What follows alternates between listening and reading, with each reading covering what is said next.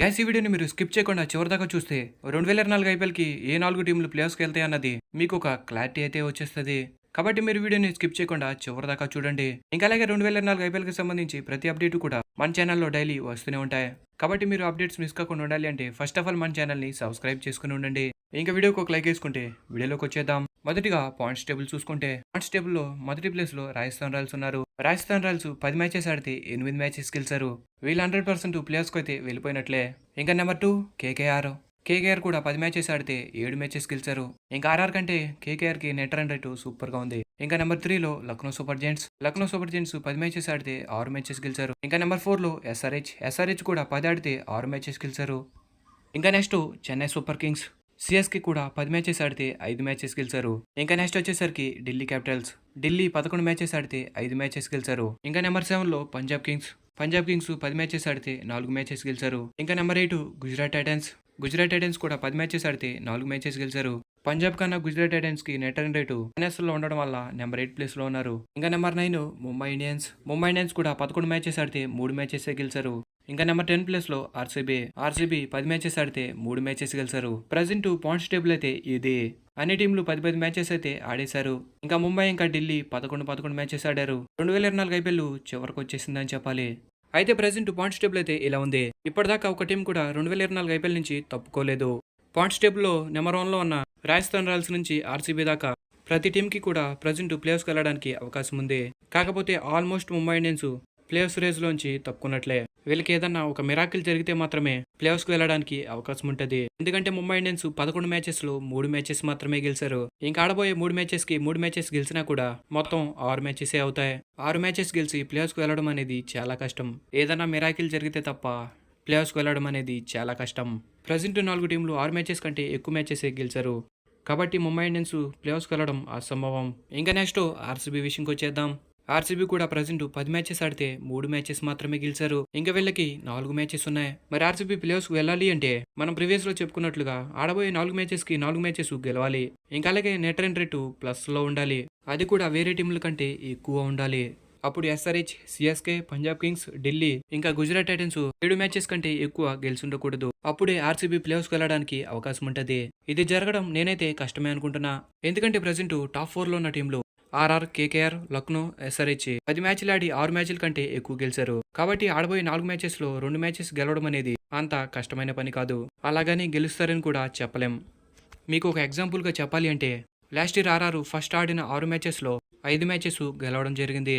ఇంకా దాని తర్వాత మిగతా 8 మ్యాచెస్ లో కేవలం 2 మ్యాచ్లే గెలిచారు. లాస్ట్ ఇయర్ ఈజీగా ఆర్ఆర్ ప్లేఆఫ్స్కి వెళ్తారనుకున్నాం, కానీ ప్లేఆఫ్స్కి వెళ్ళలేకపోయారు. కాబట్టి చివరిదాకా ఎవరు ప్లేఆఫ్స్కి వెళ్తారన్నది చెప్పలేం. ఇంకా నెక్స్ట్ జీటీ విషయంకి వచ్చేద్దాం. జీటీ ప్రజెంట్ 10 మ్యాచెస్ కి 4 మ్యాచెస్ మాత్రమే గెలిచారు. ఇంకా వీళ్ళు ఖచ్చితంగా ప్లేఆఫ్స్కి వెళ్ళాలి అంటే ఆడబోయే 4 మ్యాచెస్ ఖచ్చితంగా అయితే గెలవాలి. ఎందుకంటే మనం ఇందాక ప్రీవియస్ లో చెప్పుకున్నట్లుగా పాయింట్స్ టేబుల్లో టాప్ 4 లో ఉన్న టీంలు 10 మ్యాచెస్ ఆడి 6 మ్యాచెస్ కంటే ఎక్కువ గెలుచున్నారు. కాబట్టి వాళ్ళు మిగతా 4 మ్యాచెస్ లో అట్లీస్ట్ 2 మ్యాచెస్ అయినా గెలవడానికి అవకాశం ఉంటుంది. కాబట్టి జీటీ ఆడబోయే 4 మ్యాచెస్ గెలవడమే కాకుండా నెట్ రన్ రేటు మిగతా టీముల కంటే మెరుగుపరుచుకోవాలి. అప్పుడే గుజరాత్ టైటన్స్ ప్లేఆఫ్స్కి వెళ్తారు. ఇంకా నెక్స్ట్ వచ్చేసరికి పంజాబ్ కింగ్స్ కూడా 10 మ్యాచెస్ ఆడి 4 మ్యాచెస్ గెలిచారు. వీళ్ళు కూడా సేమ్ గుజరాత్ టైటన్స్ ప్రాసెస్ని ఫాలో అవ్వాలి. ఇంకా నెక్స్ట్ ఢిల్లీ క్యాపిటల్స్ వీళ్ళు 11 మ్యాచెస్ ఆడి 5 మ్యాచెస్ గెలిచారు. ఇంకా ఆడబోయే 3 మ్యాచెస్ గెలవాలి. ఇంకా అలాగే నెట్ రన్ రేట్ ని ప్లస్ లో పెట్టుకోవాలి. మిగతా టీంల కంటే నెట్ రన్ రేటు మెరుగుపరుచుకుంటేనే ప్లేఆఫ్స్కి వెళ్ళడానికి అవకాశం ఉంటుంది. ఇంకా నెక్స్ట్ వచ్చేసరికి సిఎస్కే చెన్నై సూపర్ కింగ్స్ కూడా 10 మ్యాచెస్ ఆడి 5 మ్యాచెస్ గెలిచారు. ఇంకా సిఎస్కేకి 4 మ్యాచెస్ ఉన్నాయి. ఈ 4 మ్యాచెస్ గెలిస్తే మొత్తం 9 మ్యాచెస్ అవుతాయి. అప్పుడు సిఎస్కే ప్లేఆఫ్స్కి వెళ్ళడమే కాకుండా పాయింట్స్ టేబుల్లో టాప్ 2 ప్లేస్ లో ఉండడానికి కూడా అవకాశం ఉంటుంది. లేదు ఆ 4 మ్యాచెస్ లో 3 మ్యాచెస్ గెలిస్తే మొత్తం 8 మ్యాచెస్ అవుతాయి. మరి ఆ 8 మ్యాచెస్ తో ప్లేఆఫ్స్కి వెళ్తారా అంటే అది మిగతా టీముల మీద డిపెండ్ అయి ఉంటుంది. కాబట్టి 9 మ్యాచెస్ గెలవడం అనేది ఇంపార్టెంట్.